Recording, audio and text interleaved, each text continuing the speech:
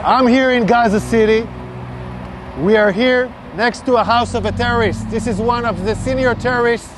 Pasukan pertahanan Israel menunjukkan bukti bahwa militan Hamas menyimpan senjata di rumah sakit anak-anak. Inilah penampakan gudang senjata Hamas di bawah rumah sakit Rantisi di Gaza, Palestina. Dalam video berdurasi 6 menit itu menunjukkan kamar-kamar yang diyakini dipakai untuk menyembunyikan senjata dan kemungkinan menyandera orang yang diculik pada 7 Oktober lalu.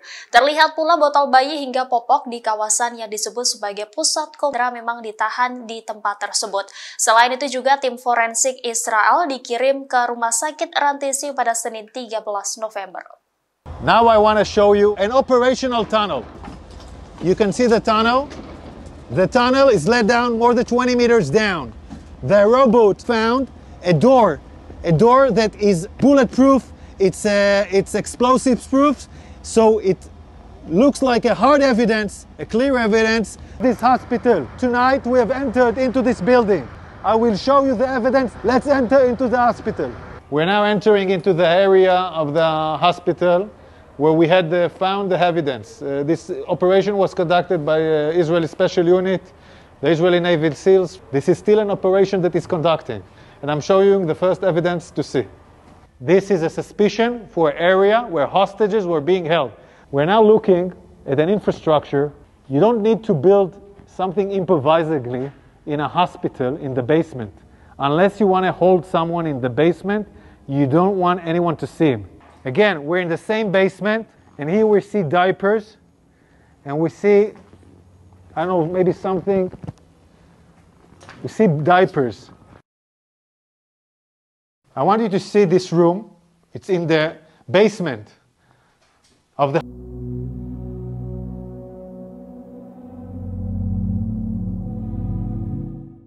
Pasukan Israel mulai menemukan keberadaan pintu terowongan-terowongan milik Hamas di jalur Gaza. Sebelumnya IDF mengklaim telah mengungkap beberapa pintu masuk terowongan di rumah sakit hingga kamar tidur anak-anak. Terbaru tentara menemukan terowongan Hamas di sebuah masjid. Dikutip dari The Times of Israel, pasukan unit pengintai Brigade Cadangan Harel dan unit pengintai cadangan Brigade Givati menemukan terowongan Hamas di dalam masjid di Gaza. Penemuan infrastruktur tersebut ditemukan setelah jet tempur dan helikopter menyerang pasukan rudal anti-tank Hamas. Pasukan darat telah menyerang sekitar 200 sasaran beberapa hari terakhir, termasuk operasi teror, lokasi produksi senjata, posisi peluncuran rudal anti-tank, dan pusat komando Hamas. Sementara Angkatan Laut dilaporkan juga menyerang kamp Angkatan Laut Hamas di pantai. IDF menyebut kamp tersebut digunakan untuk pelatihan dan gudang senjata.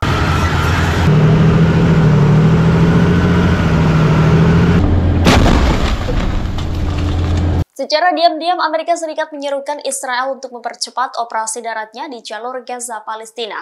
Hal ini dilakukan agar tidak merusak citra Joe Biden dalam pemilihan umum. Demikian diungkap oleh Badan Intelijen Luar Negeri Rusia atau SVR pada Senin 13 November 2023. Amerika Serikat disebut khawatir jika perang berkepanjangan dapat berdampak negatif terhadap upaya terpilihnya kembali Presiden Joe Biden. SVR dalam pernyataannya menyebut AS telah berhasil mendapatkan dukungan dari Inggris dan Jerman dalam mempromosikan operasi untuk melenyapkan Hamas meski jumlah korban di jalur Gaza terus meningkat. Sementara dalam pernyataan terbarunya, Joe Biden mengaku sudah berkomunikasi dengan pemimpin Israel untuk melindungi rumah sakit terbesar di jalur Gaza. Ia juga berharap Israel mengambil tindakan yang tidak terlalu mengganggu di rumah sakit Al-Shifa. Pasalnya, staf medis di rumah sakit tersebut mengatakan bahwa rumah sakit telah menjadi sasaran berulang kali oleh militer Israel. Meskipun meminta untuk melindungi rumah sakit Al-Shifa, Joe Biden tetap mengakui akan berada di pihak Israel. Joe Biden juga menambahkan saat ini sedang dilakukan upaya pengambilan jeda dan pembebasan tahanan. Shot. Ace. Forward. March. Presiden Republik Indonesia Joko Widodo dan Presiden Amerika Serikat Joe Biden melakukan pertemuan di Gedung Putih pada Senin 13 November kemarin. Dalam pertemuan itu, Jokowi menyampaikan pesan dari KTT OKI dan Presiden Palestina Mahmud Abbas soal konflik di jalur Gaza, Palestina. Pesan tersebut berisi seruan agar Amerika Serikat membantu menghentikan kekejaman Israel di Gaza, Palestina. Dalam pertemuannya, Presiden Jokowi dan Joe Biden juga membicarakan soal kerjasama kedua negara di bidang ekonomi dan iklim. Selesai bertemu, kedua kepala negara itu sama-sama men-tweet di akun X terkait isi pertemuannya. Namun dalam cuitan keduanya ada perbedaan yang mencolok. Presiden Jokowi menuliskan pesan mengenai perlunya menghentikan konflik di jalur Gaza. Jokowi mengaku telah mengajak Joe Biden untuk menghentikan kekejaman Israel di Palestina. Sementara itu, Joe Biden sendiri sama sekali tidak menyinggung soal topik tersebut. Ia hanya menuliskan bahwa pertemuan dirinya dengan Jokowi menjelang tahun ke-75 hubungan diplomatik kedua negara. Biden menyebut RI dan AS bekerja sama untuk memerangi krisis iklim, meningkatkan kesejahteraan ekonomi dan mendukung perdamaian regional.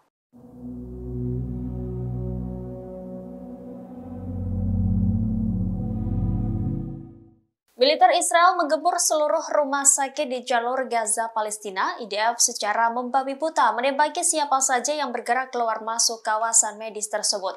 Dilaporkan militer menggunakan senjata mematikan saat menyerang rumah sakit Al-Shifa. Mengutip TRT World, Selasa 14 November, Israel diduga juga menggunakan rudal R9X Hellfire di halaman rumah sakit terbesar di Gaza tersebut, di mana kawasan medis tersebut juga sebagai tempat pengungsi dan tempat berlindung ribuan orang. Senjata rudal R9X Hellfire buatan Amerika Serikat dijuluki sebagai bom pisau. Rudal R9X Hellfire diklaim sangat efektif untuk melukai korban. Pasalnya senjata ini dilengkapi dengan bilah pisau yang dapat berputar sehingga mampu melukai orang yang terkena dampak bilahnya. Uniknya bom ini tidak bersuara seperti senjata yang biasa digunakan oleh Israel. R9X Hellfire juga sering disebut sebagai rudal ninja atau flying ginsu. Berbeda dengan rudal biasa, R9X tidak memiliki hulu ledak, melainkan dilengkapi dengan 6 bilah logam. Rudal ini meluncur dengan kecepatan tinggi dan mengenai targetnya dengan cara mencincangnya. Meski demikian, hingga saat ini Israel belum memberikan tanggapan terkait penembakan rudal buatan Amerika Serikat tersebut terhadap warga Palestina.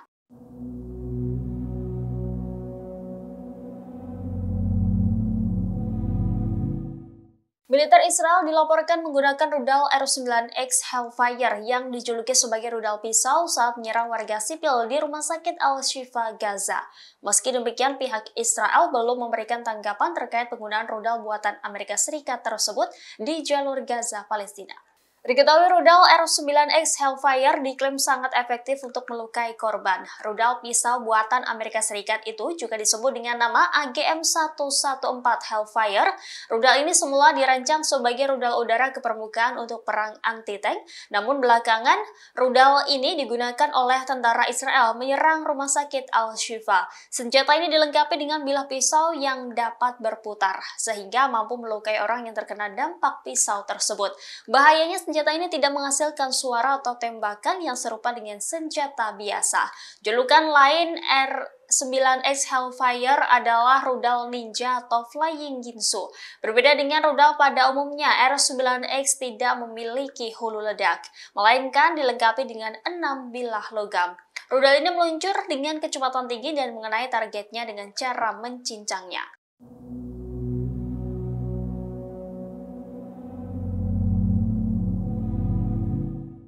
Akhirnya Israel menyetujui jeda kemanusiaan di Gaza, Palestina. IDF mengumumkan telah menghentikan permusuhan di selatan kota Gaza selama 4 jam. Juru bicara IDF Avihai Edri mengatakan jeda 4 jam dapat memungkinkan warga sipil yang tersisa untuk pergi. Dalam keterangannya berbahasa Arab, Avihai Edri menyebut perang jeda di wilayah Darat Tufah mulai pukul 10 hingga 14 waktu setempat.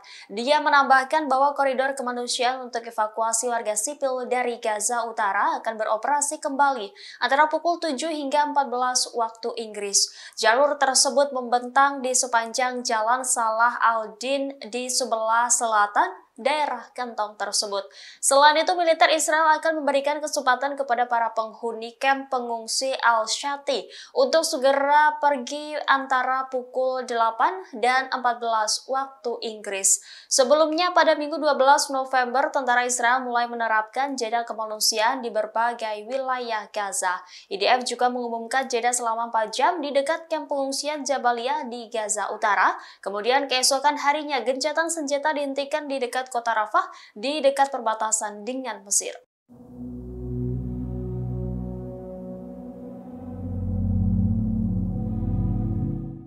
Kota Eilat yang diduduki Israel menjadi sasaran kelompok perlawanan Palestina sejak Perang Terbaru. Dilaporkan Selasa 14 November, sirine roket terdengar di kota paling selatan Israel itu. IDF mengatakan penyebab alarm tersebut hingga kini masih dilakukan penyelidikan. Tidak lama suara sirine meraung. Media Israel mengunggah video yang menunjukkan asap mengepul dari kota Eilat. Saluran berita Israel N12 tidak melaporkan adanya korban atau cedera akibat serangan tersebut. Sebagaimana diketahui, Eilat beberapa kali menjadi target sasaran dalam beberapa pekan terakhir. Gerakan Houthi di Yaman bertanggung jawab atas salah satu serangan tersebut. Houthi yang didukung Iran di Yaman telah menembakkan rudal balistik dan drone ke kota tersebut.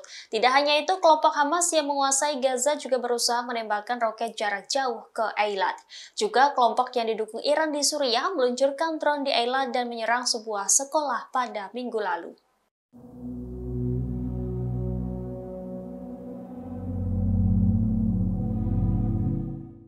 Puluhan pemukim Israel dilaporkan menyerbu halaman Masjid Al-Aqsa pada Selasa 14 November pagi hari. Aksi ini bukan kali pertama yang dilakukan oleh pasukan dan pemukim Israel. Dikutip dari Al-Quds, para jamaah di masjid tersebut mengatakan bahwa pemukim menyerbu masjid dari gerbang Mukrabi lalu berjalan melalui halaman. Selain itu, pemukim juga melakukan ritual Talmud di sekitar kapel Mercy.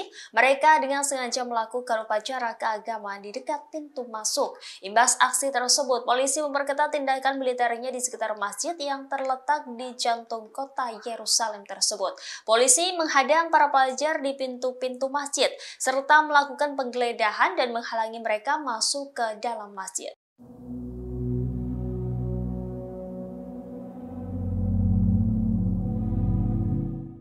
Kota Gaza, Palestina dilaporkan dilanda hujan pada Selasa 14 November 2023. Kondisi cuaca ini disebut justru memperburuk penderitaan para pengungsi di jalur Gaza, Palestina. Tenda-tenda para pengungsi di bawah ancaman ketika hujan membasahi kota Gaza. Pasalnya, para pengungsi kekurangan pasokan untuk menghadapi cuaca dingin. Selain itu, hujan yang semakin deras akan meningkatkan kerusakan pada tenda-tenda karena terendam air. Rumah sakit di Gaza juga terkena dampak hujan hari ini. Diketahui rakyat Gaza mengalami rentetan penderitaan ketika militer Israel menggempur habis-habisan jalur Gaza. Bahkan Israel menyerang rumah sakit yang digunakan untuk mengungsi ribuan orang. Banyak jenazah para martir di rumah sakit Nasser di Khan Younis yang terbunuh dalam pembantaian Israel di Jabalia Utara jalur Gaza. IDF melakukan kekejaman di tengah penutupan internet serta dalam keheningan global yang mengerikan. Ketika pengepungan penjajah Israel di jalur Gaza terus diperketat, Bulan Sabit Merah memperingatkan bahwa satu-satunya generator listrik telah berhenti karena kelangkaan bahan bakar di Rumah Sakit Al-Amal yang mengancam 90 pasien.